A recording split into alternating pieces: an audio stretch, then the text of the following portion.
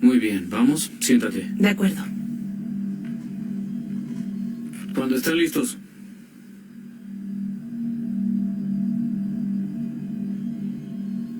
¿Estás nerviosa? Lo superaré. Le conté mi historia a muy poca gente, porque me avergüenza. Yo sé que no debería sentirme así, pero no puedo evitarlo. Me avergüenza que haya sido mi papá el que lo hizo. No quiero que nadie lo sepa. No quiero que nadie sienta pena por mí. No es algo de lo que me gusta hablar.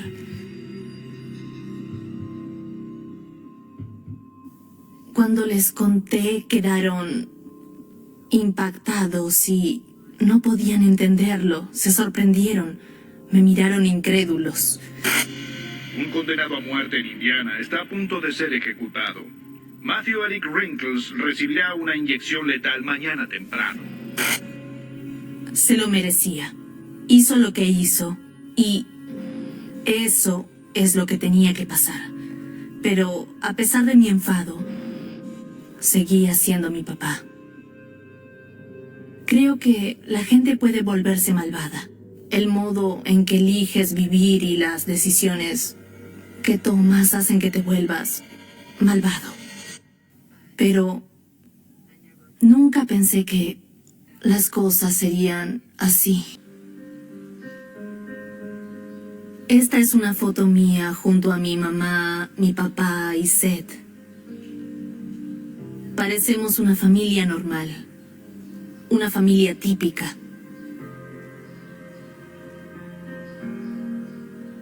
Incluso al mirar la foto no pensarías que pasaba algo malo en esa familia.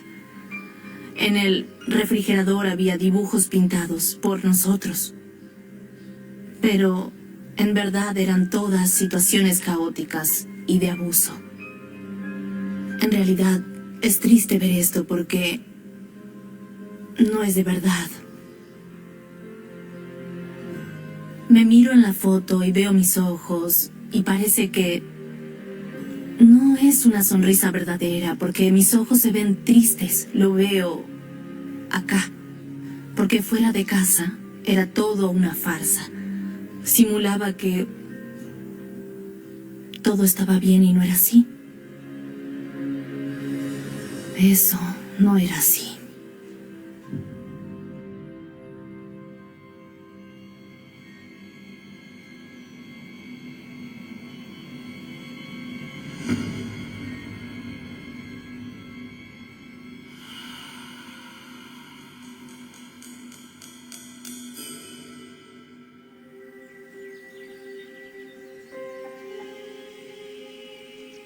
A veces tenía un sentido del humor bastante desagradable. Tenía un conejo de mascota y lo sentaba al lado mío. Y el conejo se quedaba ahí y era tan suave. Era adorable. Bueno, ¿qué hay para cenar? A veces hacía bromas y decía, me gustaría saber a qué sabe el conejo. Él pensaba que eso era muy gracioso. Si alguna vez desaparece, ya sabes qué pasó. Cariño, él solo está bromeando.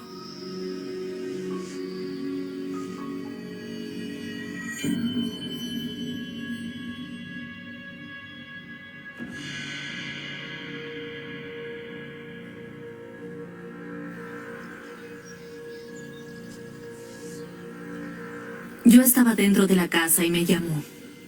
Oye, cariño, ven a ver lo que tengo para mostrarte.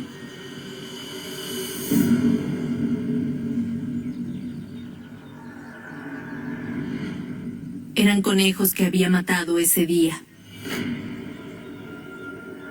Tenía la cabeza de un conejo clavada en un palo en el piso.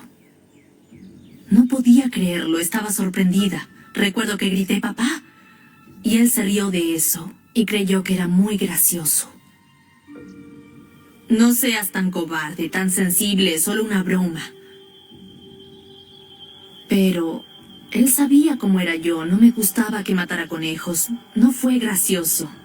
tenía un sentido del humor asqueroso.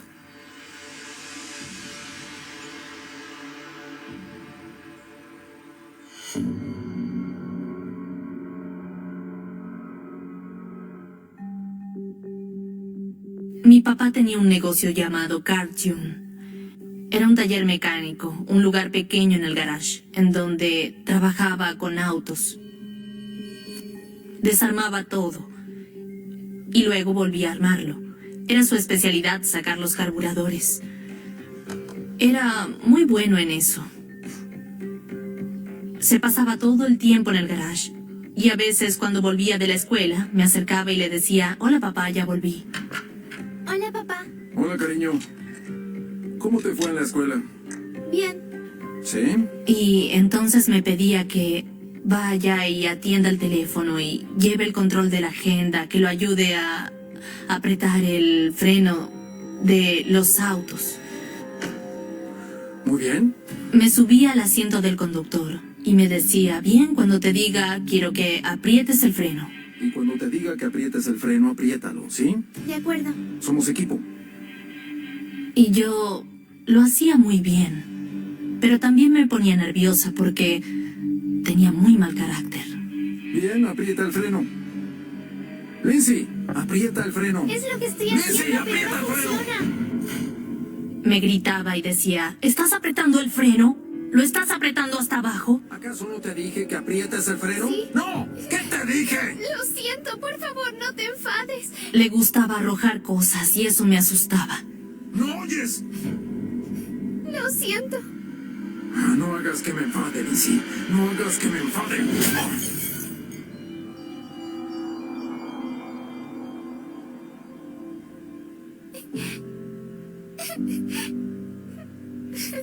No quería que se enojara conmigo. Cariño, lo siento. Algunas veces sentía que se comportaba con normalidad, o quizás tenía algo más de paciencia. Cariño, no llores. Sabes que no fue mi intención. Esa es mi niña. Muy bien. Pero era impredecible. Un momento, él era muy cariñoso y de repente... ¡Wow! ¿De dónde salió eso? Él solo perdía el control.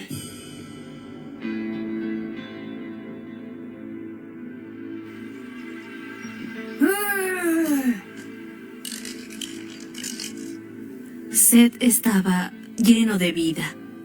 Tan solo era un niño y era revoltoso. Y eso enfurecía aún más a mi papá.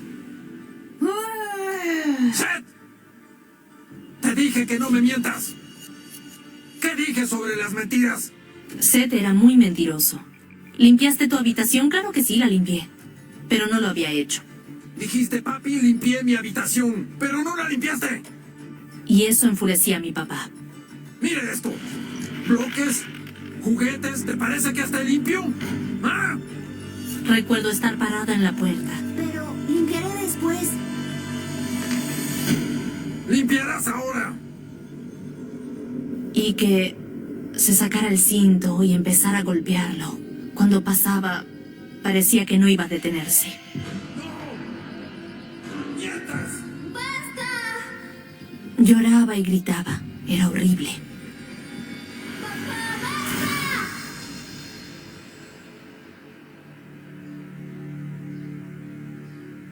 Sabía que no podía hacer nada para ayudarlo.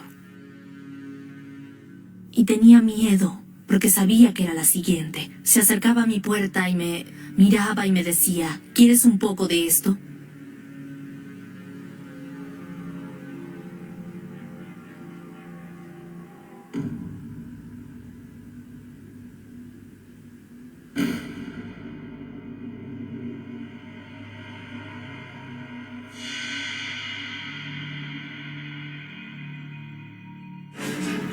Siempre discutes por todo. Sacaba un revólver y decía: tendría que matarte ahora. Dame una razón para no usarla. Si alguna vez me dejas, esto es lo que tendrás. ¿Y ahora no dices nada? Y recuerdo que todo se descontroló antes de que pudiera darse cuenta de lo que hacía. Papá, Esta es una fotografía de mis padres. Es de... cuando se casaron. Mi papá estaba con unos amigos en la sala de billar y entró mi mamá y mi papá empezó a preguntar, ¿quién es esa, la del cabello colorado? Y ellos le dijeron que era Debbie. Él decía que era tan hermosa que no podía dejar de mirarla cuando entró a la sala de billar. Nunca antes una mujer le había llamado la atención así. Ella parecía tener algo especial. Parecían felices. Yo creo que se amaban mucho, pero con el tiempo, las cosas malas superaron a las buenas. Era muy difícil darse cuenta de lo que en serio pasaba. Era como una bomba a punto de explotar en cualquier momento.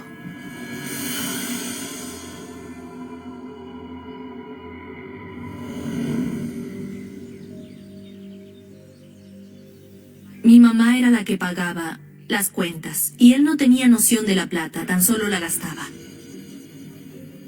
Y eso causó muchos problemas. Eric, ¿qué haces? Estoy buscando un poco de plata. Ella le dijo, ¿por qué no te consigues un trabajo de verdad? No le gustaba que lo cuestionaran.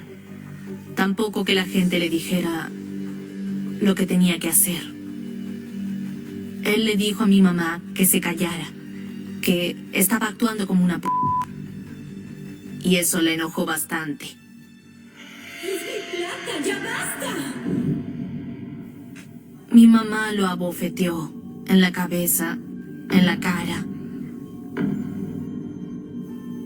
Y él se cansó, se dio media vuelta y la derribó de un golpe.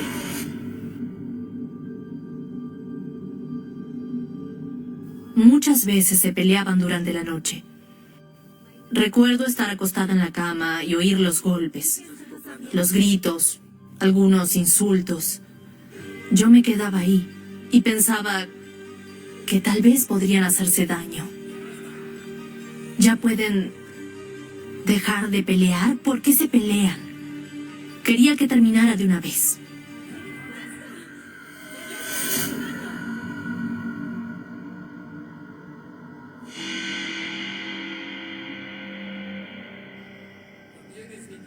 Es para nuestros hijos. Se estaban peleando y podía oírlos. No estaba dormida, pero fingía.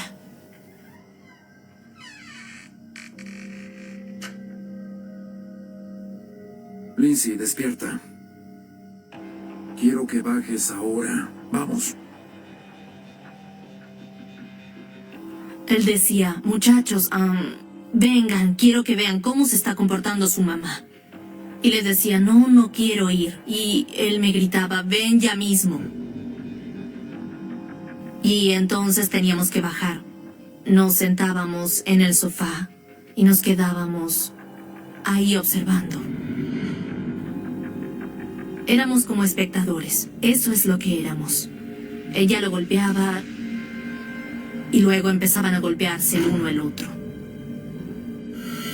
No te atrevas a tocarme de nuevo. Me asustaba la idea de que alguno de ellos quedase lastimado.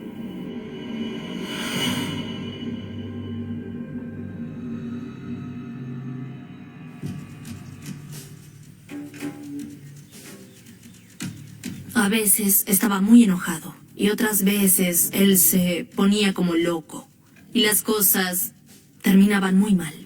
Deja de ponerme límites. Recuerdo que un par de veces, cuando estaban peleándose, él decía, lograrás que vaya a buscar mi revólver, mi... Dame solo una razón. Solo una y la usaré, te lo juro. Lo revoleaba solo para asustar a mi mamá. No me hagas usarlo, Debbie. Yo tenía mucho miedo. Pensaba que la mataría. Y le decía, papá, por favor, no, guarda el arma. Papá, guarda el arma. Y él me decía, ya cállate, no voy a hacerle nada.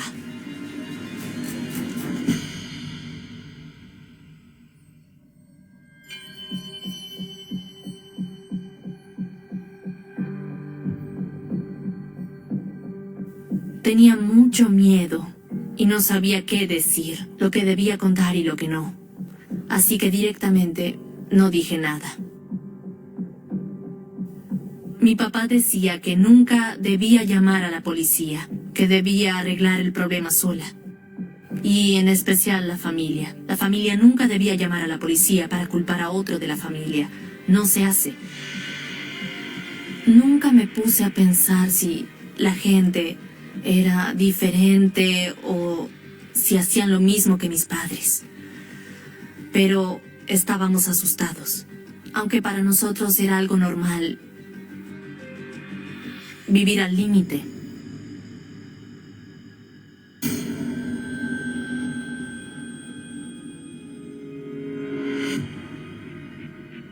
Cuando bajé, mi papá estaba apuntando a mi mamá con un revólver y supe que era grave.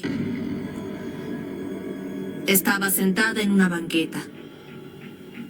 Estaba en un rincón contra la pared. Podía ver en la mirada de mi papá que quería matar a alguien. Era una mirada violenta. Y supe que él estaba muy enojado. Le apuntó a la cabeza y le dijo, siéntate y reflexiona sobre lo que hiciste. Si te mueves, te mataré.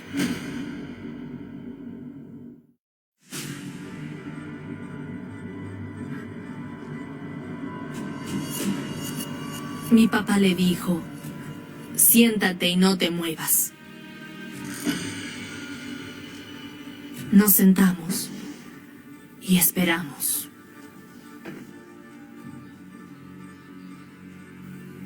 Todo estaba tranquilo. Absolutamente nadie decía nada. Se hizo eterno. Mi mamá se quedó sentada ahí por horas. Él estaba demasiado enojado. Le dijo a mi mamá que si alguna vez se iba, entonces él la mataría. Lo creí capaz de matarla. Sabía que él estaba loco. Y me parecía que ella también lo sabía. Y creo que esa fue la razón por la que nos quedamos.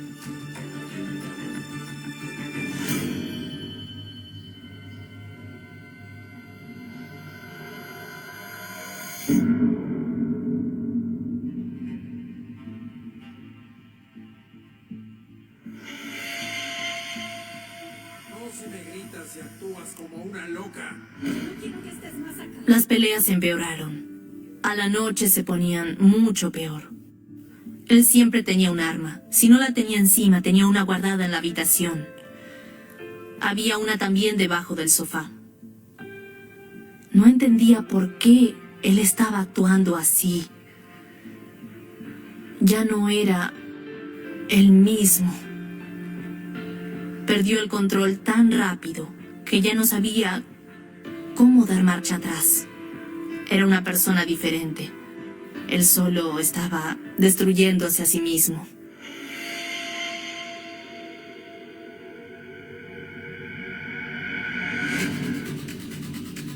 Pasé una noche en la casa de una amiga. Cuando volví a la mañana siguiente, la casa estaba totalmente revuelta.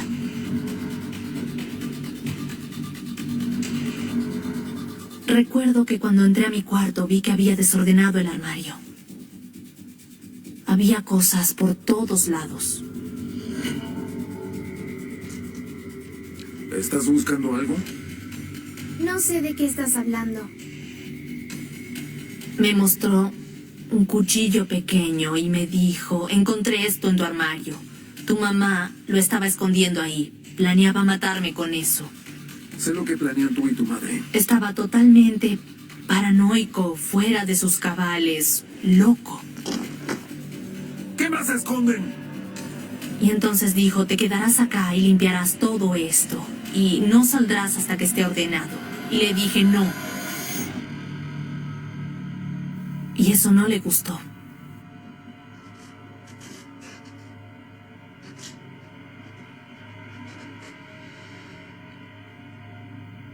¿Qué fue lo que dijiste? Y dijo, eres una como tu mamá. Y me asusté mucho. Sentí que veía, ya sabes, veía a mi mamá en mí, sus características, y estaba tan enojado con ella que pensé en lo que podría llegar a hacerme. Eres igual a tu madre. Y tenía mucho miedo. Mi papá entonces se recostó en el sofá para dormir. Y llamé a la amiga de mi mamá para que nos viniera a buscar. Está diciendo cosas horribles y no sé qué es lo que hará. Por favor, le rogaba, por favor, ven a buscarnos, ven a buscarnos. Por favor, ahora mismo. Por favor. Y luego nos escondimos.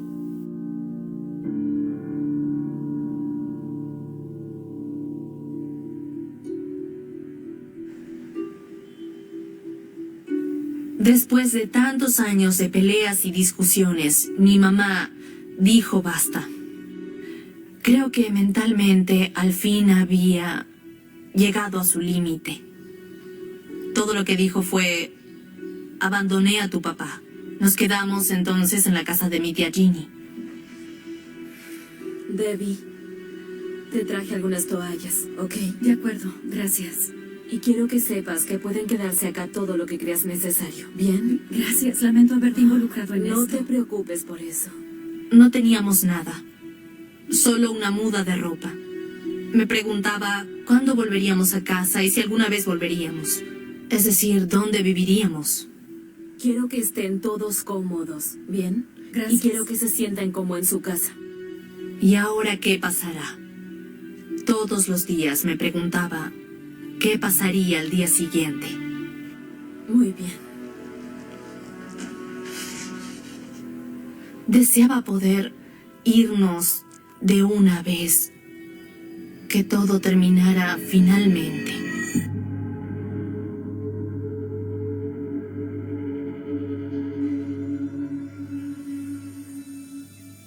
Nos buscaba con mucha desesperación. Es lo que les decía a todos. Tengo que encontrar a mis hijos. Necesito saber dónde están. Era una obsesión para él. Tenía que encontrarnos. No tenía mucha idea de dónde estábamos, pero sé que sospechaba de algunos lugares posibles. Siempre había tensión, todo el tiempo. Si nos encuentra, ¿qué pasará? Nos sentíamos amenazados en todos lados. Estábamos asustados.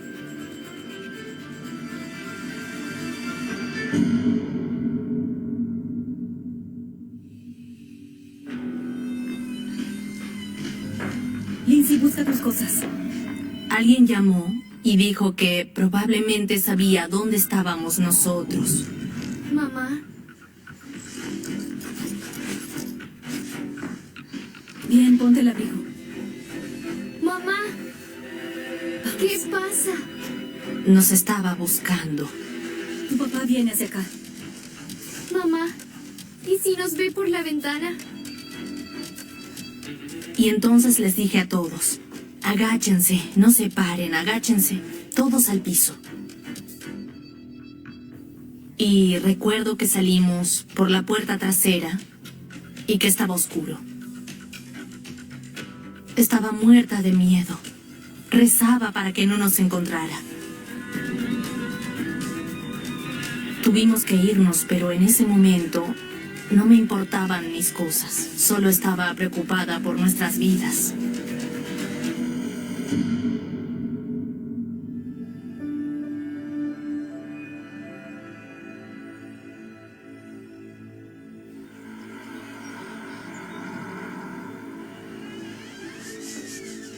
Lindsay, ¿por qué mejor no vas arriba con tu hermano? Nos quedamos en lo de mis tíos. No teníamos otro lugar a donde ir, y era su hermano. Me alegra que estén todos bien, ¿sí? Siempre son bienvenidos acá. Por eso fuimos ahí. Tener que esconderme y mirar para todos lados todo el tiempo me generó una gran paranoia, como nunca antes, y ansiedad. Pensaba todo el tiempo dónde podría estar mi papá. Cualquier cosa, sonido, una bocina, si estábamos afuera, estaba todo el tiempo atenta para ver si alguien aparecía en la carretera. Y solo pensaba que si él venía, tendríamos que correr hacia la casa. Porque sabía que él intentaría matarnos.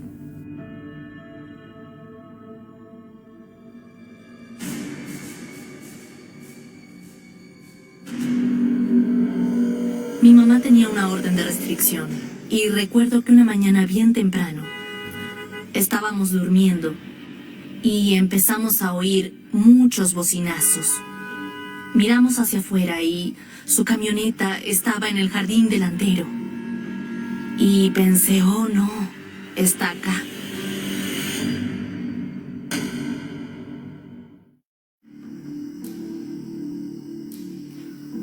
Estábamos durmiendo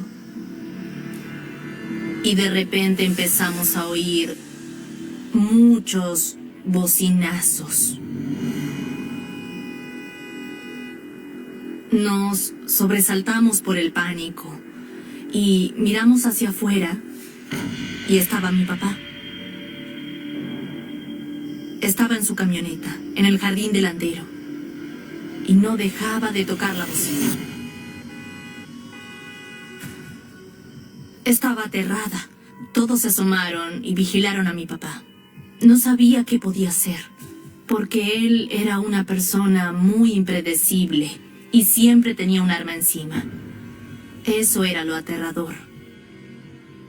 No tengo ninguna duda de que estaba sentado riéndose, porque era ese tipo de persona. Y luego se fue.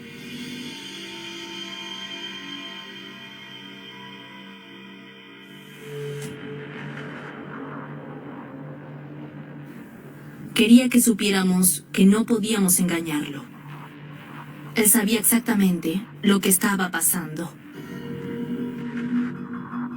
Y por eso yo vivía asustada, porque él quería que siempre estuviéramos alertas. No quería que nos olvidáramos de quién era.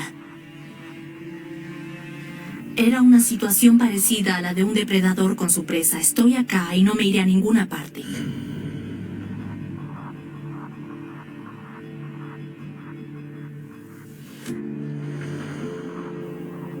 Sentí que ya no había marcha atrás. Las cosas habían ido de mal en peor y sabía que ya nada mejoraría. Pero no sabía con certeza qué pasaría.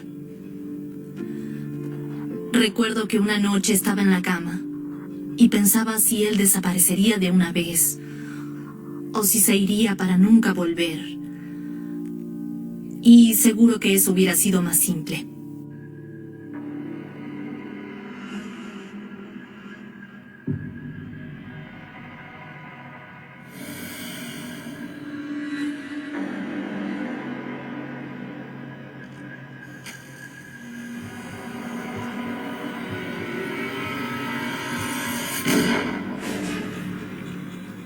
Se escuchó un sonido muy fuerte y me levanté aterrada.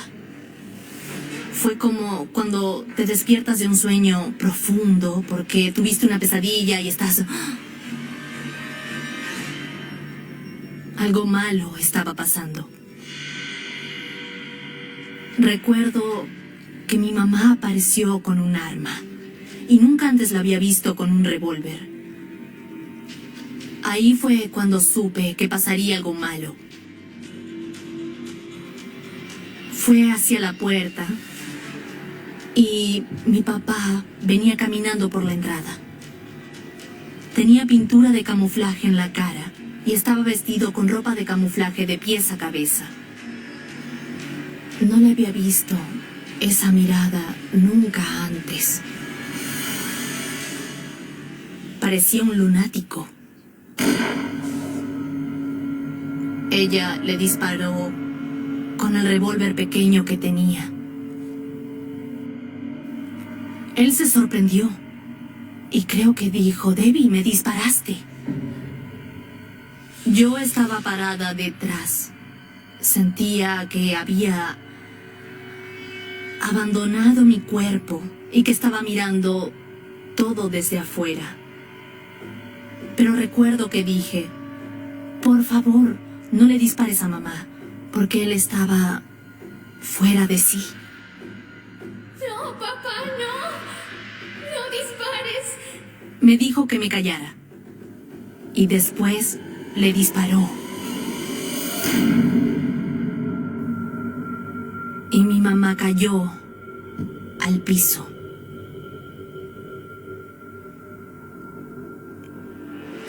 Yo dije: llamaré a la policía, llamaré a la policía.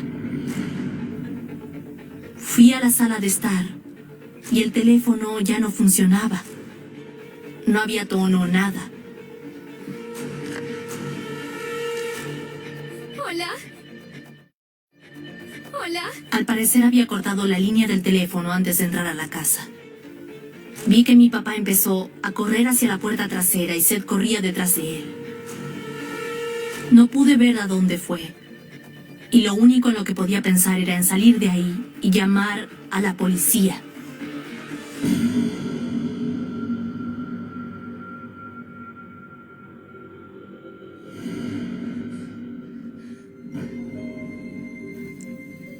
Vi que estaba tirado en el piso. Estaba boca abajo y me di cuenta de que él estaba muerto. Así que salí corriendo por la puerta principal y ahí estaba mi tía. Ella estaba boca abajo. Y estaba tan aterrada que fui a buscar al vecino.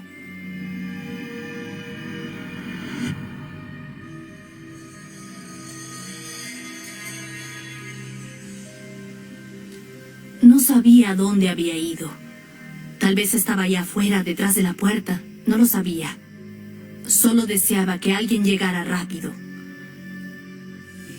Todo el tiempo pensaba: por favor, que mamá esté viva.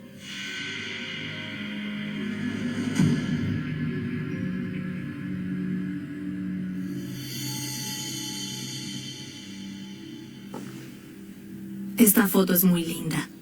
Mi mamá y yo. Era una buena mamá, trabajaba duro y quería darnos lo mejor. Extraño su sonrisa, era hermosa, inteligente. Extraño a mi mamá, tener una mamá, eso es lo que más extraño. Me alegra tener estas fotos porque me ayudan a recordar a mi mamá, porque no me acuerdo mucho de ella. No puedo recordar lo que quiero recordar. Y eso es muy triste para mí. No sé si podría soportar mirarlas todos los días. Y creo que es por eso que no tengo fotos de mis padres en mi casa. Me pongo muy triste y no quiero estar así. Este es mi tío Tony y ella es mi tía Natalie. Me da mucha tristeza, eran muy jóvenes. Estaban cerca de los 30 y tenían mucha vida por delante.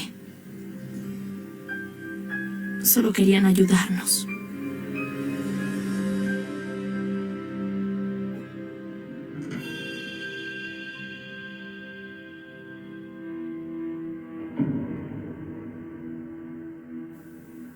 Hizo lo que hizo y eso es lo que debía pasar. Pero él me culpaba a mí por haber sido sentenciado a muerte. Gracias a mi testimonio terminó así y me echaba la culpa. Se lo merecía. En un momento me dijo: siento haber matado a tu mamá, pero no me arrepiento de haber matado a tus tíos. Manipularon la situación y yo les di lo que se merecían. Esta es una carta de mi papá. La escribió el 10 de diciembre del año 2003. Estamos acostumbrados a emocionarnos y a enojarnos, y no analizamos nuestras acciones antes de hacerlas. Soy tan culpable como cualquiera. Quiero que tú y Seth aprendan de mis errores. Así no tienen que atravesar las mismas dificultades que tuve que enfrentar yo. Y subrayó mis errores.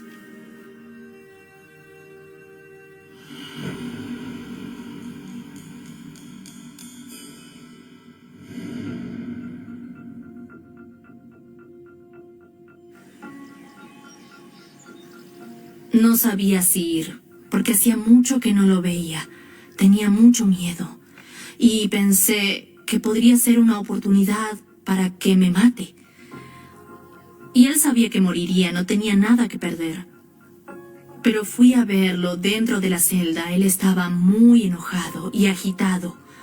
No sabía qué podía hacerme cuando estuviera con él.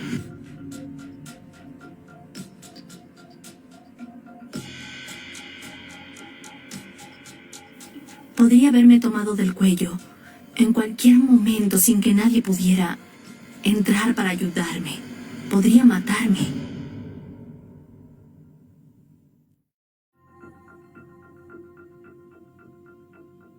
Mi papá estaba condenado a muerte. Sabía que el final estaba cerca. Esta noche empieza el debate. Un condenado a muerte en Indiana está a punto de ser ejecutado. Matthew Eric Wrinkles morirá por una inyección letal mañana temprano. Para ese entonces ya no tenía ninguna relación con él y hacía años que no lo veía. Wrinkles mató a su esposa y 2 de sus parientes en Evansville en 1994. Se supone que Wrinkles no pida una apelación a último momento. Pensé, debo ir, no quiero arrepentirme. Una vez que se vaya, se irá. No puedo estar pensando si debería haberle dicho algo o no. Ojalá le hubiera preguntado esto o lo otro. Pero quería sentirme en paz. Sentí que quería oír algo de él. Quería saber si había cambiado de opinión, si estaba arrepentido, y decidí que tenía que ir.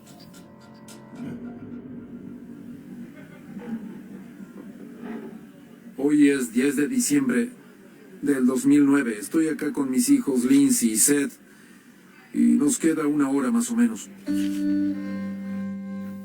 Estaba contenta de haber ido porque lo que vi era diferente a lo que me esperaba. Él ya no era la misma persona que yo recordaba que era. Quería decirles que los amo y los extraño. Su conducta y actitud eran diferentes. Todavía seguía siendo arrogante, pero parecía más calmado. Estaba sorprendida. Él me dijo, mira, en serio, lamento lo que hice. Los dos son increíbles. Estoy arrepentido por cómo salieron las cosas. Tal vez por fin había cambiado. Me pareció que él tenía mucho remordimiento y que se sentía mal. Me dijo que había estado sufriendo todos esos años. Dijo que mi mamá se le aparecía en los sueños por la noche y eso fue suficiente. Era todo lo que yo quería oír. Quiero que recuerden esto. Somos una familia y lo seguirán siendo cuando ya no esté. ¿Me oyen?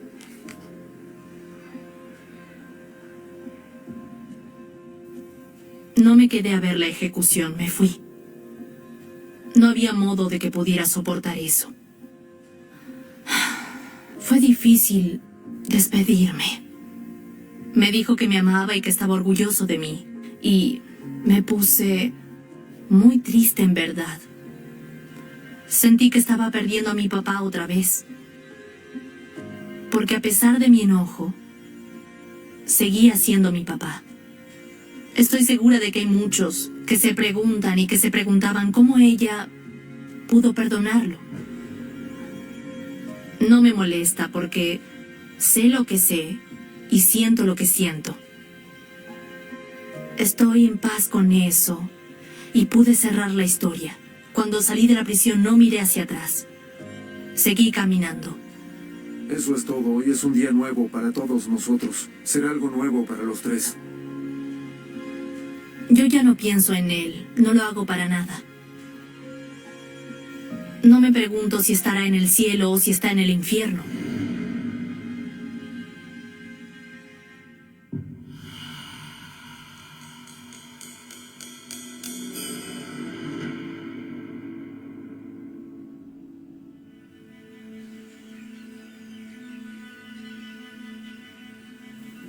Soy temerosa, vivo con temor. Todo el tiempo, todos los días. Pienso que algo malo pasará, en especial a mi marido o a mis hijos. Cuando estoy sola en mi casa en el día, me asomo por la persiana y miro hacia afuera todo el tiempo. Lo hago porque me gusta saber qué autos pasan por la calle. Algunas noches, cuando estoy acostada en la cama y oigo un ruido, yo vuelvo a sentir paranoia. ¿Hay alguien afuera? ¿Alguien quiere entrar? ¿Qué haré? ¿Dónde me esconderé? Todos los días puede pasar algo diferente, y siento que es el modo de darme cuenta de que no todo en la vida será como era antes. Hay razones por las que uno atraviesa todas estas cosas. Es un proceso de aprendizaje. Todos los días son una lucha.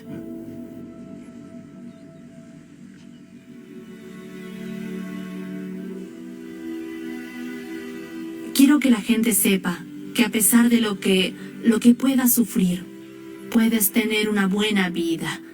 Siempre hay esperanzas de que habrá un futuro mejor. Lo que te pasó no definirá lo que eres, a menos que así lo quieras. Mi papá es el... Dicen que el dinero compra poder, pero rara vez compra seguridad. El dinero puede abrir las puertas más pesadas, encender luces en palacios donde la penumbra nunca entra, rodear a un hombre con muros de mármol, guardias y cámaras de vigilancia, pero nunca consigue blindar lo más frágil, la vida misma. La historia que estás a punto de escuchar comienza con una paradoja brutal, una de esas frases que parece salida de un chiste macabro. El banquero que se mató, con 2 tiros en la cabeza.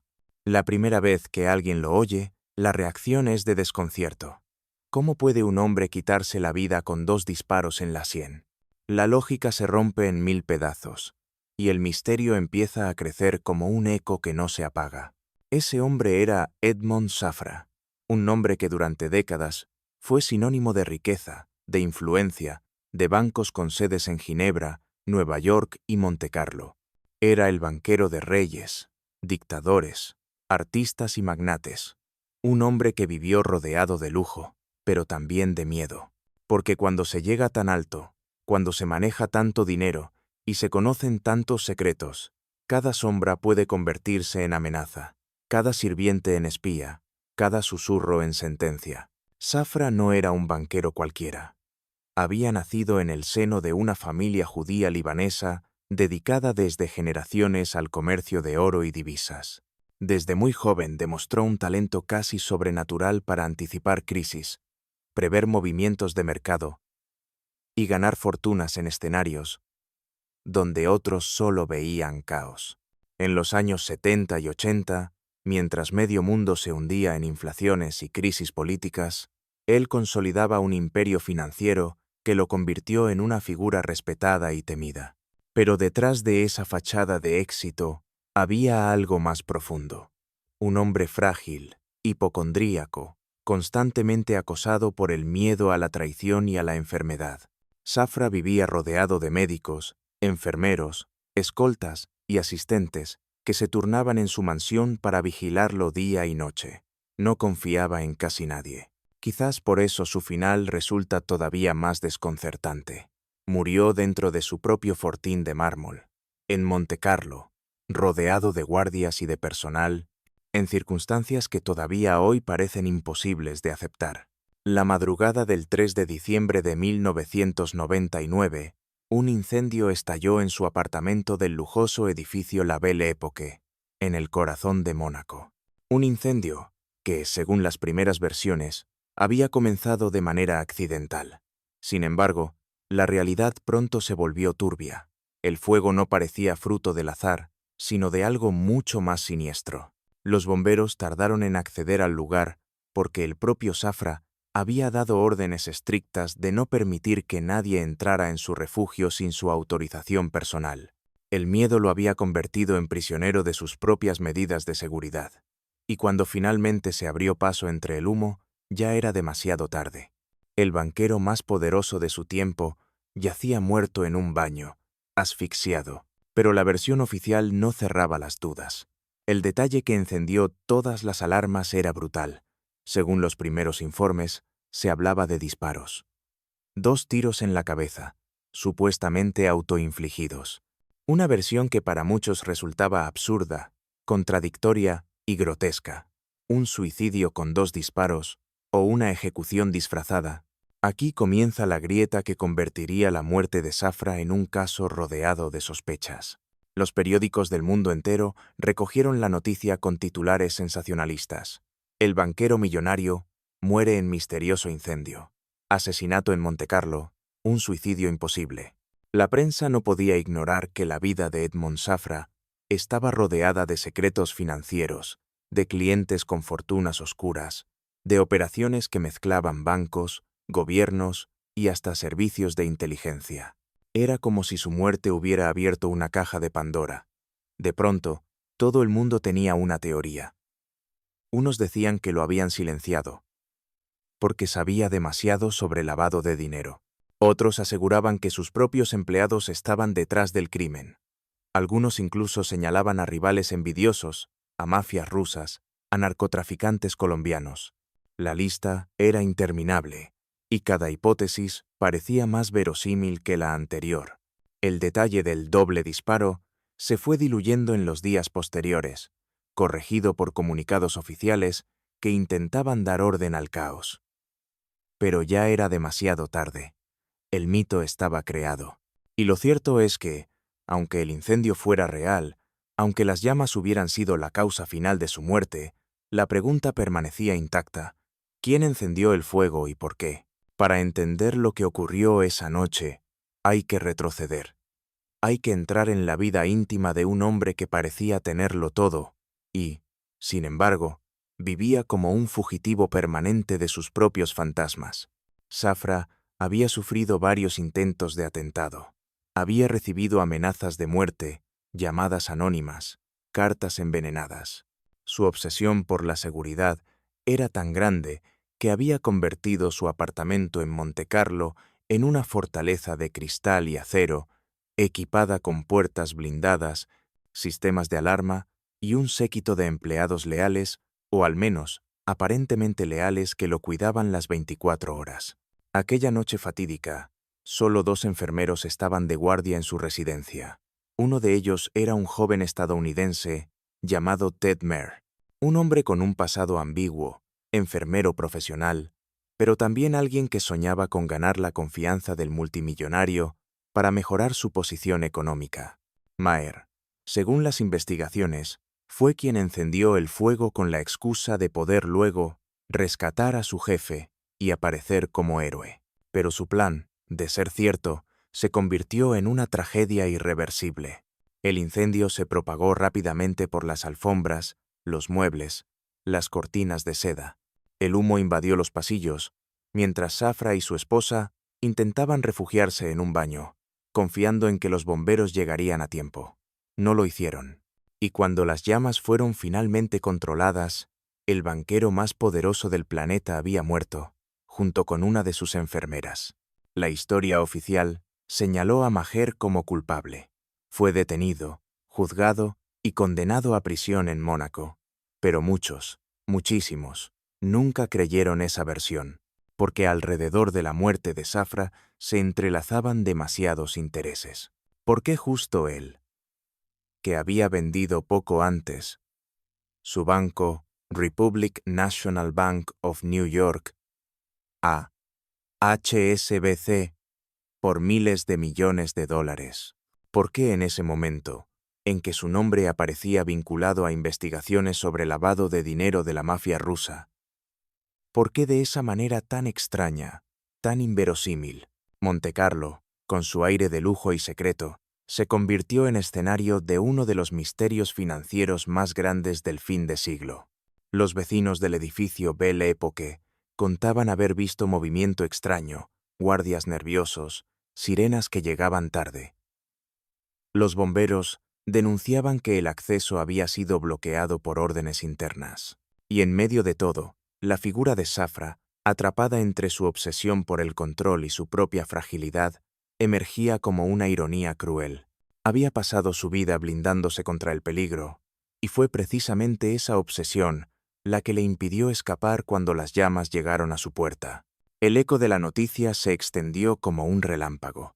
En Wall Street, en Londres, en Tel Aviv, en Moscú, todos hablaban de lo mismo. ¿Quién mató realmente a Edmond Safra? Porque, aunque la sentencia judicial señalaba a un enfermero desesperado, la verdad parecía estar escondida detrás de muros mucho más altos. Y así, lo que en apariencia era un simple incendio doméstico se transformó en un rompecabezas internacional, uno en el que cada pieza parecía encajar en un lugar diferente, donde cada nuevo dato, en lugar de aclarar las cosas, solo las oscurecía más. La pregunta sigue viva. ¿Fue la codicia de un empleado imprudente, un plan que salió mal, o un asesinato perfectamente calculado para silenciar al hombre que sabía demasiado?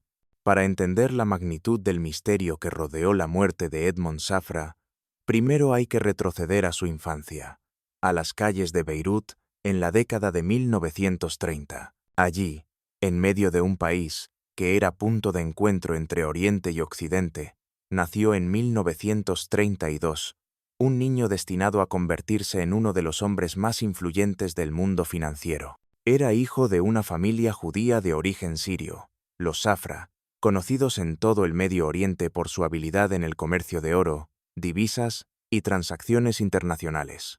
La familia Safra había aprendido, a lo largo de generaciones, a moverse como peces en aguas turbulentas. Habían sobrevivido a persecuciones, guerras y migraciones, construyendo una reputación de discreción y solvencia. No eran banqueros ostentosos ni figuras públicas que buscaban titulares. Eran artesanos del dinero, maestros en el arte de transferir fortunas de un continente a otro sin dejar rastro. Edmond creció escuchando esas historias, aprendiendo desde pequeño que en el mundo del dinero la confianza vale más que cualquier lingote. Era un niño reservado, observador, con una inteligencia que impresionaba a los adultos. Tenía apenas 16 años cuando empezó a trabajar en el banco familiar. No tardó en destacar por su memoria prodigiosa y su capacidad de prever movimientos de mercado. Donde otros veían caos en las divisas que se desplomaban, él veía oportunidades. Tenía un instinto casi animal para detectar el momento exacto en que debía comprar o vender. Ese talento lo llevó pronto a moverse más allá de Beirut. En los años 50, mientras el Líbano todavía era considerado la Suiza del Medio Oriente, Edmond entendió que los verdaderos centros de poder estaban en Europa y América. Viajó a Milán, a Ginebra, a Nueva York. Allí comenzó a tejer una red de contactos que sería la base de su imperio. Banqueros suizos, magnates italianos, familias aristocráticas que buscaban proteger su dinero en tiempos inciertos. Pero si algo lo distinguía de otros jóvenes ambiciosos, era su capacidad de inspirar confianza absoluta. Safra no necesitaba hablar demasiado. Su sola presencia, su seriedad, sus maneras educadas y calculadas transmitían la sensación de que el dinero estaba a salvo con él. Esa cualidad, en un mundo donde la traición era moneda corriente, se convirtió en su mayor fortaleza. Los años 60 lo encontraron ya como un hombre hecho y derecho, consolidando la base de lo que luego sería el Republic National Bank of New York y el Trade Development Bank en Ginebra. Su especialidad era un terreno donde pocos querían entrar: manejar capitales en tiempos de crisis. Cuando un país entraba en guerra, Cuando un dictador caía, cuando una economía se desplomaba, las fortunas corrían peligro, y Edmond estaba allí para rescatarlas, transferirlas, resguardarlas.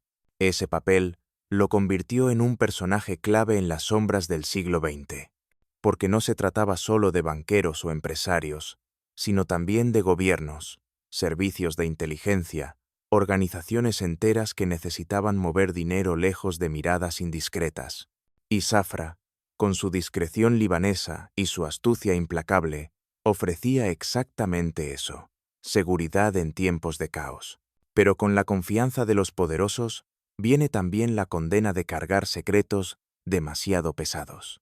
Safra sabía cosas que otros no debían saber: dónde estaban escondidas las fortunas de dictadores africanos, cómo se financiaban guerras en Medio Oriente, qué bancos estaban ayudando a lavar dinero de carteles de droga.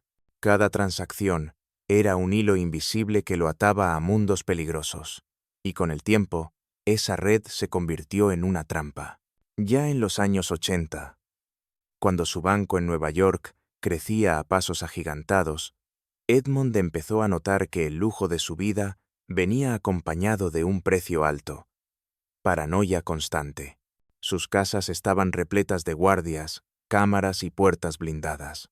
Su círculo íntimo era mínimo, reducido a familiares, médicos y empleados cuidadosamente seleccionados. Dormía pocas horas, vigilante siempre, convencido de que en cualquier momento alguien intentaría eliminarlo. El miedo no era infundado. Había sobrevivido a amenazas directas, a intentos de extorsión y a conspiraciones que nunca salieron a la luz. Algunos decían que en los años 90 había ayudado a destapar operaciones de lavado vinculadas a la mafia rusa, lo que le había granjeado enemigos peligrosos. Otros afirmaban que había roto acuerdos con familias de poder en América Latina y que lo habían sentenciado a muerte. Lo cierto es que Edmond vivía como si el peligro fuera su sombra más fiel. El contraste resultaba brutal: un hombre rodeado de lujo inimaginable, residencias palaciegas, colecciones de arte, autos blindados, pero atrapado en un laberinto de miedo. Se decía que podía pasar días sin salir de su apartamento, rodeado de enfermeros y asistentes que lo acompañaban en cada momento. Hipocondríaco, obsesionado con su salud, contrataba médicos de renombre para que lo vigilaran como si fuera un cristal a punto de quebrarse. En esa dualidad, el poder absoluto y la fragilidad extrema, se escondía la clave de su vida. Y también, quizás, la semilla de su muerte. Porque un hombre que concentra tantas riquezas y secretos, y que a la vez se siente permanentemente vulnerable, se convierte en el blanco perfecto para conspiraciones de todo tipo. Montecarlo fue su último refugio. Allí, en el corazón de Mónaco, buscó la tranquilidad que nunca había tenido. Compró un apartamento en el edificio Belle Époque, un lugar que parecía construido para su estilo de vida: discreto, lujoso, seguro. Desde las ventanas podía ver el mar Mediterráneo y, a lo lejos, los yates que navegaban como símbolos flotantes del poder. Pero esas paredes de mármol blanco pronto se convirtieron en prisión. Su entorno lo recuerda como un hombre que, pese a sus miedos, tenía una capacidad magnética para atraer a quienes lo conocían. Había en él una mezcla de misterio y vulnerabilidad que lo hacía fascinante. Podía hablar de millones de dólares con la misma calma con la que otros discuten sobre el clima, pero al mismo tiempo temblaba ante la idea de un resfriado. Su vida era un delicado equilibrio entre grandeza y fragilidad. La venta de su banco en 1999 marcó un punto de inflexión. El Republic National Bank of New York fue adquirido por HSBC por más de $10.000 millones. Aquella operación lo convirtió en uno de los hombres más ricos del planeta, pero también aumentó su exposición. Muchos se preguntaban: ¿qué secretos llevaba consigo esa venta? ¿Qué acuerdos? ¿Qué nombres? ¿Qué fortunas ocultas estaban detrás de esa transacción monumental? Y entonces, como si el destino hubiera marcado el calendario, apenas unos meses después, Edmond Safra apareció muerto en circunstancias imposibles de comprender. El banquero que había pasado su vida protegiéndose de enemigos invisibles terminó cayendo dentro de su propia fortaleza, en medio del fuego y del humo, con rumores de disparos que aún hoy no se borran de la memoria colectiva. El joven enfermero Ted Mair entró en escena como el antagonista inesperado, un hombre común, sin fortuna, que había llegado al círculo de Safra buscando trabajo estable y terminó siendo señalado como el artífice del incendio. ¿Era realmente él el culpable? ¿Un improvisado que buscó jugar al héroe y se transformó en verdugo? ¿O solo fue el chivo expiatorio perfecto para ocultar fuerzas más grandes y oscuras que operaban en las sombras? Cada testimonio, cada fragmento de la investigación, habría más preguntas que respuestas. Los vecinos hablaban de movimientos extraños esa noche, de sirenas que tardaron demasiado en llegar, de órdenes contradictorias desde el interior del edificio. Los bomberos denunciaban trabas para ingresar al lugar. Y mientras tanto, la imagen de Safra encerrado en un baño, asfixiándose lentamente, se convertía en metáfora cruel de su propia vida, rodeado de riqueza, atrapado por su miedo, incapaz de escapar. Lo que nadie podía negar era el impacto de su muerte en el mundo financiero. Con él, no solo desaparecía un banquero, sino un hombre que había tejido lazos con líderes mundiales, con servicios secretos, con fortunas ocultas que dependían de su discreción. Su ausencia dejó un vacío que todavía hoy genera sospechas, porque cuando alguien que sabe tanto muere de manera tan confusa, el silencio posterior suele ser más revelador que cualquier palabra. La paradoja del título, El banquero que se mató, con 2 tiros en la cabeza, resume el desconcierto de aquella tragedia. Una frase que mezcla incredulidad y horror, que parece broma macabra y, sin embargo, es el reflejo de una verdad más grande. Cuando el poder y el miedo se entrelazan, la muerte nunca es simple. La noche del 3 de diciembre de 1999 comenzó como tantas otras en la residencia de Edmond Safra en Montecarlo, en silencio, con las luces tenues iluminando los pasillos de mármol y con el murmullo lejano del mar Mediterráneo chocando contra los muelles. El edificio Belle Époque, con sus paredes sólidas y su aire aristocrático, parecía un refugio inexpugnable. Pero esa noche, bajo la superficie de lujo y calma, algo se agitaba. En la mansión estaban presentes pocos empleados. La seguridad exterior estaba desplegada, como siempre, y en el interior quedaban 2 enfermeros encargados de vigilar la salud del banquero.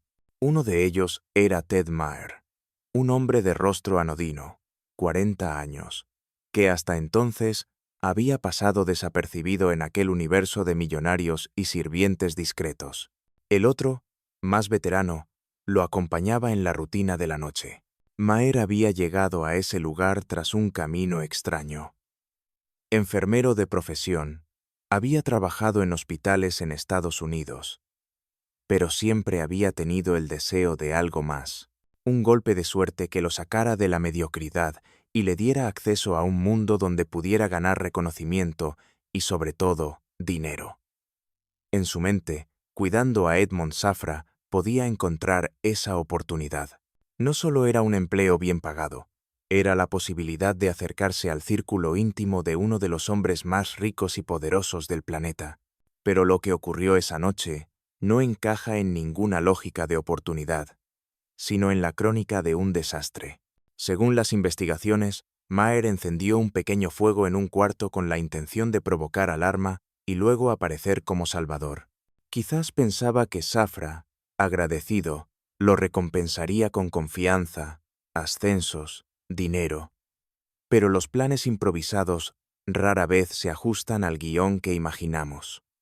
El fuego se salió de control. El humo comenzó a expandirse por alfombras y tapices. Y en cuestión de minutos, la mansión se convirtió en una trampa mortal. Lo más perturbador fue la reacción de Safra. Presa de sus miedos habituales, ordenó atrincherarse en un baño con su esposa y una de las enfermeras.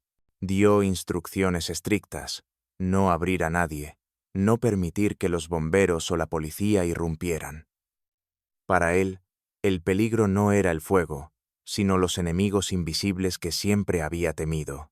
Imaginaba emboscadas, asesinos disfrazados de bomberos, complots para acabar con su vida. Aquella paranoia, que lo había protegido tantas veces, se convirtió en su verdugo silencioso. Mientras las llamas crecían y el humo se espesaba, los guardias de seguridad quedaron desconcertados. Nadie podía entrar sin autorización. Las órdenes eran claras y absolutas. Safra no abría sus puertas a desconocidos. Así, los minutos pasaban como cuchillos, cada segundo acercándolo al final. Cuando finalmente los bomberos lograron ingresar, el escenario era dantesco. El humo llenaba los pasillos. El calor era insoportable. Encontraron a Edmond y a una de sus enfermeras muertos en el baño, asfixiados. Su esposa había logrado escapar por otra parte de la residencia, desorientada, pero viva. El banquero, el hombre que había blindado su vida contra todas las amenazas imaginables, murió encerrado en la que él mismo había convertido en su propia celda. El desconcierto fue inmediato. Los primeros informes hablaban de fuego, de humo, de muerte accidental. Pero en pocas horas, rumores de disparos circularon como relámpagos en la prensa. 2 tiros en la cabeza, decían algunos, como si un suicidio de esa naturaleza fuera siquiera posible. Otros aseguraban que había sido asesinado antes del incendio, y que las llamas eran solo una cortina para borrar huellas. El caos informativo alimentaba el misterio. Las autoridades monegascas, presionadas por la repercusión internacional, apuntaron rápidamente a Ted Mair como responsable. Lo detuvieron, lo interrogaron, lo acusaron de haber provocado el fuego de manera intencional. Mair, tembloroso, confesó en un primer momento, aunque pronto se retractó. Dijo que lo habían forzado, que lo presionaban para admitir algo que no había hecho. Sus palabras variaban con cada declaración, aumentando la confusión. ¿Era un hombre culpable que intentaba disfrazar su crimen? ¿O era una pieza débil, empujada a cargar con la culpa de algo mucho más grande? Las teorías no tardaron en multiplicarse. Algunos analistas aseguraban que Safra había sido víctima de una conspiración vinculada al lavado de dinero. Acababa de vender su banco a HSBC, y con ello había entregado información valiosa sobre clientes poderosos, entre ellos oligarcas rusos y grupos criminales que no podían permitirse quedar expuestos. Su muerte, en ese sentido, parecía demasiado conveniente para demasiada gente. Otros iban más lejos. Mencionaban conexiones con agencias de inteligencia. Decían que Safra había colaborado con la CIA y con el Mossad en operaciones financieras secretas y que había caído en desgracia por saber demasiado. El incendio, según esa versión, era un asesinato disfrazado. Y Mair, un enfermero ingenuo, era el chivo expiatorio perfecto para encubrir un crimen de Estado. El juicio en Montecarlo fue un espectáculo mediático. Los abogados pintaban a Mair como un hombre torpe que nunca imaginó las consecuencias de su acto. La fiscalía lo describía como un criminal consciente, movido por la ambición. La prensa internacional llenaba las páginas con titulares morbosos. El banquero de los secretos muere en el fuego. El millonario atrapado por su propio miedo. El héroe que se convirtió en asesino. En el fondo, lo que latía era la imposibilidad de aceptar que un hombre tan poderoso, tan protegido, pudiera morir de manera tan absurda. El público necesitaba una explicación más grande, más oscura, más acorde a la figura de Edmond Safra, y cada rumor, cada dato confuso, cada silencio de las autoridades alimentaba esa necesidad. La paradoja se volvía insoportable. El banquero que había manejado miles de millones, que había movido fortunas en la sombra, que había sido pieza clave de operaciones internacionales, terminó muriendo como un prisionero indefenso, rodeado de humo, mientras el mundo esperaba afuera sin poder ayudar. A medida que las semanas pasaban, el mito se consolidaba. El detalle del doble disparo, quizás fruto de una confusión inicial, quizás de un informe malinterpretado, nunca desapareció del todo. Seguía siendo repetido en susurros, en artículos, en documentales, porque esa imagen absurda, grotesca, encerraba la esencia de la historia. Algo no encajaba. Y en ese vacío de certezas, lo único claro era la sensación de que la muerte de Edmond Safra no fue un simple accidente. Había demasiado dinero en juego, demasiados secretos bajo llave, demasiados enemigos en la penumbra. Montecarlo, acostumbrada a ser refugio de millonarios y escenario de frivolidad, se convirtió durante meses en el epicentro de un caso que revelaba hasta qué punto la riqueza extrema puede ser sinónimo de vulnerabilidad. Los coches de lujo aparcados frente al tribunal contrastaban con las imágenes del baño donde Safra había encontrado la muerte. Y la pregunta, repetida una y otra vez, se volvió obsesión. ¿Fue Maher un torpe imprudente, o la mano ejecutora de un plan cuidadosamente calculado? La respuesta nunca llegó. Y quizás, como en tantas historias donde el poder y el miedo se entrelazan, la verdad quedó enterrada con el hombre que tanto se esforzó en ocultarla. El amanecer sobre Montecarlo aquella mañana fue extraño. El sol bañaba con su luz dorada el puerto lleno de yates, pero la ciudad estaba envuelta en un rumor denso, como si el aire mismo llevara consigo la noticia de que algo irreparable había ocurrido. El nombre de Edmond Safra ya circulaba en cada rincón.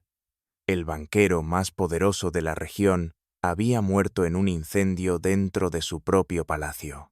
Y con la noticia, el desconcierto, la incredulidad, la rabia contenida, la policía monegasca se vio de repente en el centro de un huracán mediático. No era un caso cualquiera. Se trataba de un hombre cuyo poder económico y conexiones políticas tocaban a gobiernos, agencias de inteligencia y fortunas privadas de medio mundo. Había que dar respuestas rápidas, contundentes, aunque esas respuestas aún estuvieran llenas de agujeros. El nombre de Ted Maher surgió inmediatamente como el culpable ideal. Era el empleado más nuevo, el rostro menos conocido, el eslabón más débil en una cadena de lealtades construida durante años. Lo interrogaron durante horas. En un primer momento, agotado y acorralado, confesó haber encendido el fuego. Dijo que lo había hecho con la absurda intención de provocar una emergencia menor para luego rescatar a Safra y así ganarse su confianza. Un plan de héroe improvisado que terminó en tragedia.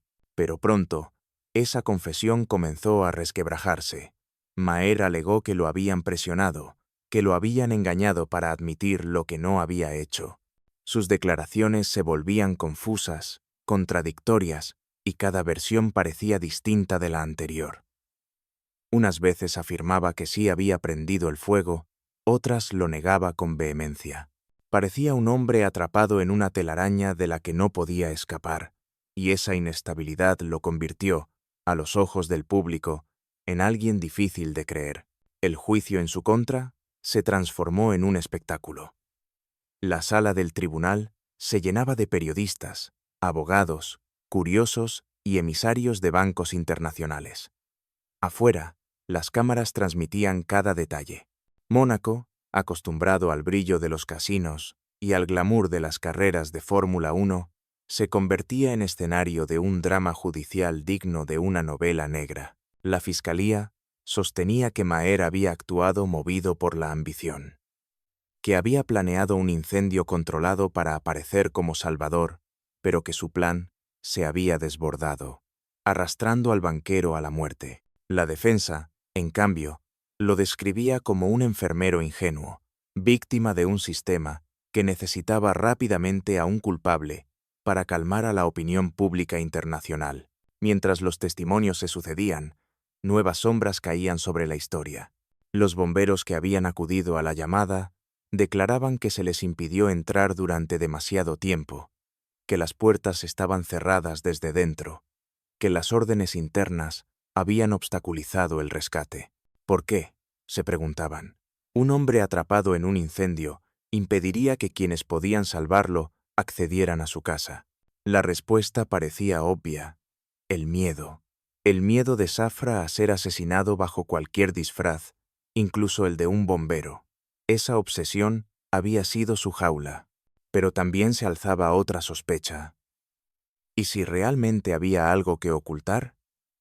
¿Y si no se trataba solo de un incendio accidental, sino de una ejecución cuidadosamente disfrazada, la prensa no tardó en encender la hoguera de teorías. Algunos periódicos europeos afirmaban que Safra había estado colaborando con la inteligencia estadounidense en la lucha contra el lavado de dinero.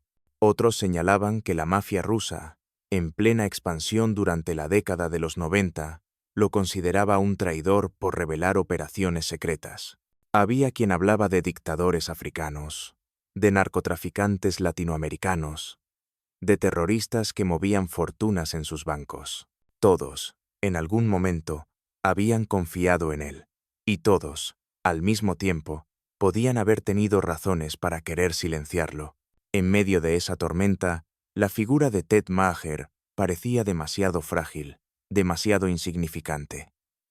Un enfermero común, con un sueldo modesto, capaz de desatar semejante catástrofe por pura torpeza, o una marioneta utilizada para desviar la atención de algo mucho más grande. Los abogados defensores insistían en que la confesión de Maher era inconsistente, tomada bajo presión, repetida como un guión escrito por otros. Presentaban su historial médico, hablaban de su inestabilidad emocional, de sus deudas, de su deseo desesperado de ser aceptado, pero incluso esos argumentos jugaban en su contra.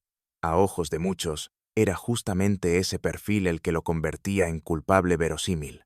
El veredicto estaba casi escrito antes de que el juicio terminara. Ted Maher fue condenado a prisión en Mónaco, señalado como el responsable del incendio que mató a Edmond Safra. Y sin embargo, nadie salió de esa sala convencido de haber escuchado toda la verdad. La sensación era la de un telón que se baja apresuradamente antes de que los espectadores descubran lo que ocurre tras bambalinas. Lo más inquietante era el silencio que envolvía los detalles más incómodos. Los informes forenses hablaban de asfixia, de humo, de fuego, pero el rumor de los disparos seguía flotando como un espectro. Nadie lo confirmaba oficialmente, nadie lo negaba de manera tajante. Era un murmullo imposible de callar, porque representaba la idea misma de que la versión oficial era apenas una fachada. En las calles de Montecarlo, los susurros se mezclaban con el lujo cotidiano. Los vecinos del Belle Époque hablaban en voz baja sobre movimientos extraños aquella noche, sobre guardias nerviosos, sobre gritos sofocados. El misterio parecía crecer en cada esquina, como si la ciudad se resistiera a aceptar la versión simplificada de la justicia. El caso Safra se convirtió, poco a poco, en una leyenda oscura. Una historia que contenía todos los ingredientes del suspense: riqueza desmedida, miedo irracional, un incendio devastador, un acusado frágil y un trasfondo de conspiraciones internacionales imposibles de verificar. Cada versión alimentaba el mito y el mito alimentaba la desconfianza. Mientras tanto, en las cárceles de Mónaco, Ted Maher pasaba los días proclamando su inocencia. Decía que había sido engañado, que jamás quiso matar a Safra, que lo amaba como a un padre. Sus palabras, repetidas una y otra vez, no lograban borrar la imagen que el mundo ya había adoptado, la del enfermero convertido en asesino. La paradoja seguía intacta. El banquero que se había blindado contra todos los peligros del mundo, que había vivido rodeado de médicos, guardias y muros de acero, había muerto de la forma más absurda, encerrado en un baño, esperando un rescate que nunca llegó. Y el hombre señalado como culpable parecía demasiado pequeño para cargar con un crimen tan grande. La justicia había cerrado el caso, pero la verdad, esa verdad que se esconde en las grietas del poder, seguía escapándose como humo entre las manos. El eco de la muerte de Edmond Safra atravesó fronteras con la velocidad de un relámpago. No era solo la historia de un incendio en Montecarlo, ni el caso de un enfermero acusado de provocar una tragedia. Era la caída de un hombre que había construido su imperio en los cimientos secretos de la banca internacional, y con su muerte, inevitablemente, las miradas se dirigieron hacia ese mundo opaco donde el dinero fluye como ríos subterráneos que alimentan guerras, sostienen dictaduras y mantienen en pie negocios demasiado grandes para hundirse. En Nueva York, apenas horas después del incendio, Las oficinas del Republic National Bank of New York se llenaron de rumores. El banco había sido vendido meses antes a HSBC, pero Safra seguía siendo el depositario de innumerables secretos. ¿Qué ocurriría con toda la información que guardaba en su memoria? Con las carpetas escondidas en bóvedas, con las claves que solo él conocía. El dinero no solo era cifras en cuentas bancarias, eran nombres, operaciones, pactos invisibles. Y ahora, ese hombre que los custodiaba había desaparecido. Los clientes más poderosos, aquellos que habían confiado en él para ocultar fortunas y mover capitales por rutas ilegales, se sintieron desprotegidos. En Moscú, en Tel Aviv, en Ginebra, en Caracas, en Lagos, en cada ciudad donde había dejado su huella, la noticia provocó temblores, porque la banca de Safra era, en muchos sentidos, un santuario de secretos globales. Con él muerto, ese santuario quedaba expuesto, vulnerable. Los medios de comunicación no tardaron en conectar los puntos. Revistas financieras hablaban del rol de Safra en la lucha contra el lavado de dinero. Periódicos europeos sugerían que había colaborado con agencias de inteligencia occidentales para rastrear fondos de grupos criminales. Programas de televisión, en Estados Unidos, insinuaban vínculos con investigaciones sobre narcotráfico latinoamericano y sobre operaciones de la mafia rusa. Cada versión añadía una capa de sospecha, como si la verdad se escondiera detrás de un mosaico de conspiraciones. La figura de Ted Maher, el enfermero condenado, se desdibujaba entre esas narrativas. Nadie en el mundo financiero podía creer que un hombre tan pequeño hubiese causado semejante terremoto. Las teorías conspirativas crecían como llamas en un bosque seco. ¿Y si el fuego había sido un montaje? ¿Y si la orden de matar a Safra había llegado de las altas esferas de algún gobierno? ¿Y si su muerte fue el precio que pagó por haber cruzado líneas invisibles que nunca debió cruzar? En ese ambiente de sospecha, la paradoja de los 2 disparos en la cabeza seguía repitiéndose como un eco imposible de silenciar.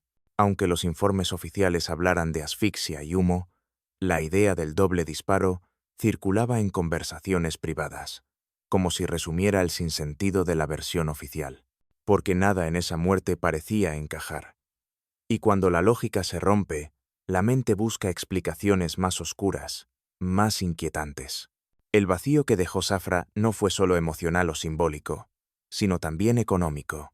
Su ausencia se sintió en operaciones multimillonarias que quedaron suspendidas, en clientes que corrieron a trasladar sus capitales a otros refugios, en gobiernos que se vieron forzados a reacomodar estrategias. El sistema financiero es como un tablero de ajedrez.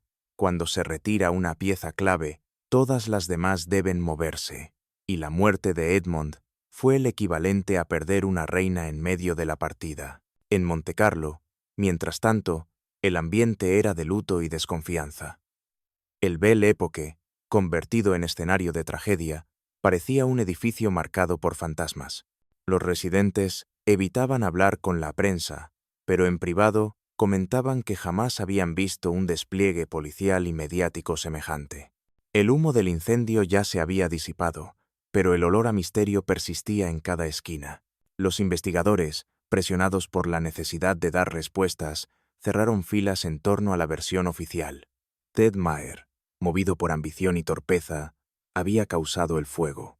Pero fuera de los tribunales, en cafés, en despachos de banqueros, en reuniones privadas, nadie aceptaba esa explicación con facilidad.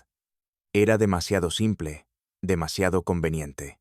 Y en el mundo del dinero, lo simple rara vez es cierto. La muerte de Safra puso de manifiesto una verdad inquietante. Cuanto más alto se llega, más frágil se vuelve la existencia. El hombre que había manejado fortunas capaces de sostener países enteros, terminó vencido por el humo en un baño cerrado. El banquero que había prestado dinero a monarcas y negociado con presidentes murió como un prisionero de sus propios miedos. Y esa ironía cruel se convirtió en leyenda. Mientras Maher purgaba su condena, los rumores seguían creciendo.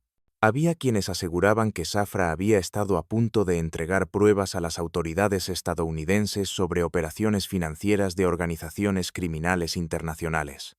Otros insistían en que su colaboración con el Mossad lo había puesto en la mira de enemigos demasiado poderosos.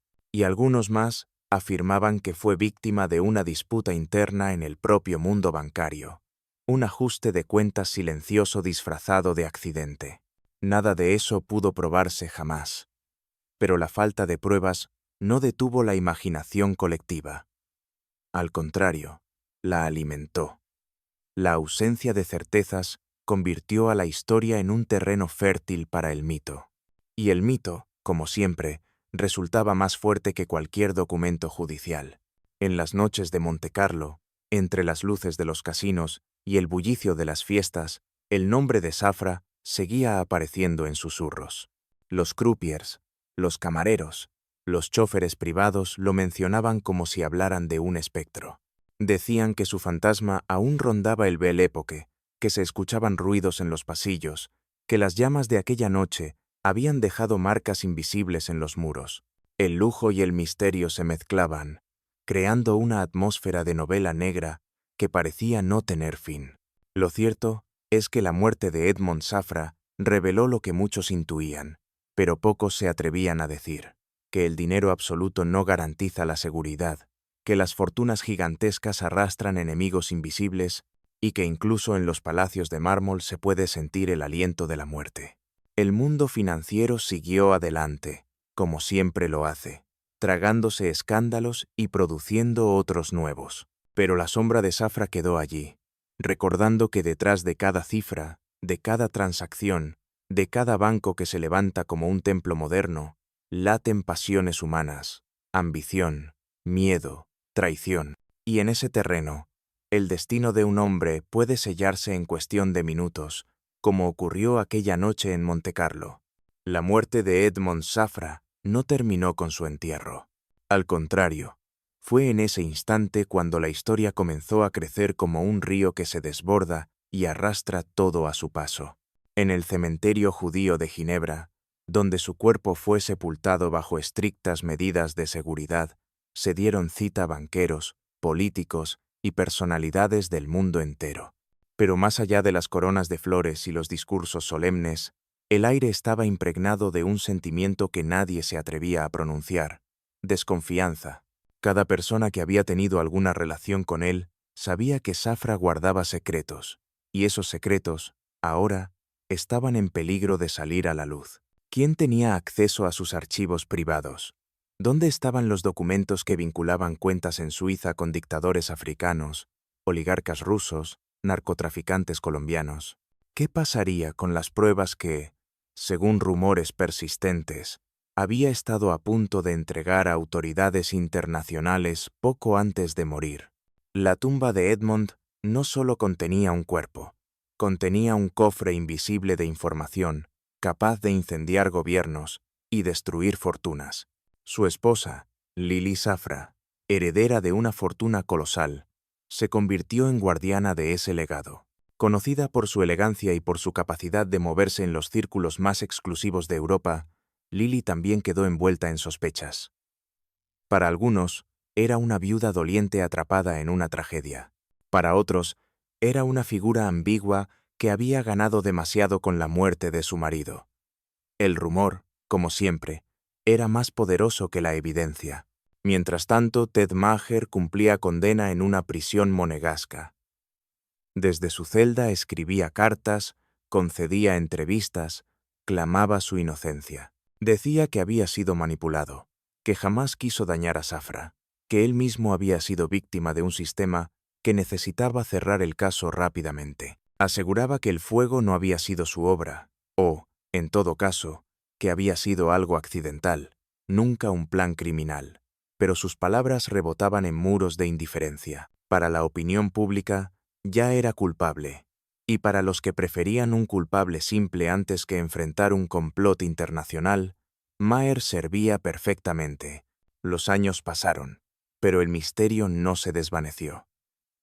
Documentales, libros y reportajes volvieron una y otra vez sobre los mismos puntos oscuros. ¿Por qué tardaron tanto los bomberos en entrar? ¿Por qué las puertas estaban cerradas desde dentro? ¿Por qué Safra se negó a dejar pasar a quienes podían salvarlo? ¿Y por qué, en medio del caos, circularon rumores de disparos que nunca pudieron comprobarse? Cada pregunta alimentaba la sensación de que la verdad estaba oculta tras un velo grueso, tejido con dinero, poder e intereses inconfesables. Lo más inquietante era el silencio de quienes habían hecho negocios con él. Nadie decía nada, ni presidentes, ni príncipes, ni empresarios. Los que antes lo llamaban amigo ahora evitaban pronunciar su nombre. El vacío de palabras era más elocuente que cualquier confesión. En los pasillos del poder, todos sabían que Edmond había jugado con piezas demasiado peligrosas y que hablar de él podía ser igual de arriesgado. En el mundo financiero, su ausencia se notó como un terremoto silencioso. HSBC consolidó su compra del Republic National Bank, pero lo hizo sobre un terreno movedizo. La sombra de Safra se proyectaba sobre cada operación. Se decía que en la venta del banco habían quedado al descubierto movimientos sospechosos, y que esa información había circulado en despachos secretos de Washington y Londres. La idea de que Safra había muerto justo cuando estaba a punto de entregar información a las autoridades se repetía como una letanía. En Montecarlo, el edificio Belle Époque se convirtió en un símbolo de la tragedia. Sus paredes fueron restauradas, el mármol volvió a brillar, pero para quienes conocían la historia, nunca dejó de ser un mausoleo. Los residentes hablaban en voz baja, como si aún pudieran escuchar el eco del humo y los gritos sofocados detrás de las puertas cerradas. Algunos decían haber visto sombras en los pasillos, como si el fantasma de Safra se negara a abandonar el lugar donde encontró su final. Lo cierto es que, más allá de fantasías, la muerte de Edmond Safra dejó una lección brutal: la fragilidad del poder. El hombre que había movido miles de millones de dólares, que había protegido fortunas de reyes y dictadores, terminó atrapado en el fuego de su propio miedo. El banquero que sabía demasiado murió sin poder controlar la única transacción que realmente importa, la de la vida y la muerte. El mito del banquero que se mató con 2 tiros en la cabeza sobrevivió a todas las correcciones oficiales. Esa frase absurda, imposible, quedó grabada como una cicatriz en la memoria colectiva. No importa que los informes forenses hablaran de asfixia. Lo que la gente recuerda es la paradoja, porque refleja la incredulidad de un final que nunca convenció del todo. Era más fácil creer en un asesinato imposible que aceptar la idea de un accidente absurdo. Hoy, más de 2 décadas después, el caso de Edmond Safra sigue siendo uno de los más desconcertantes del mundo financiero, no solo por las dudas sobre lo ocurrido, sino por lo que representa: la certeza de que el dinero puede comprar casi todo, menos la verdad. Y en ese vacío, las leyendas florecen. El nombre de Safra todavía resuena en las bóvedas de los bancos, en las conversaciones discretas de ejecutivos, en los informes confidenciales que circulan en despachos gubernamentales. Su muerte se convirtió en advertencia, en recordatorio de que incluso los hombres más blindados están expuestos, porque la riqueza extrema no ofrece inmunidad, sino que atrae enemigos invisibles como polillas hacia la luz. Y así, la historia del banquero que murió en su propio palacio continúa viva, no como un expediente cerrado, sino como una herida abierta en la memoria del poder. Una historia que recuerda que, al final, el humo siempre encuentra una rendija por donde escapar, y que los secretos, por más que se intenten enterrar, tarde o temprano resurgen con fuerza devastadora.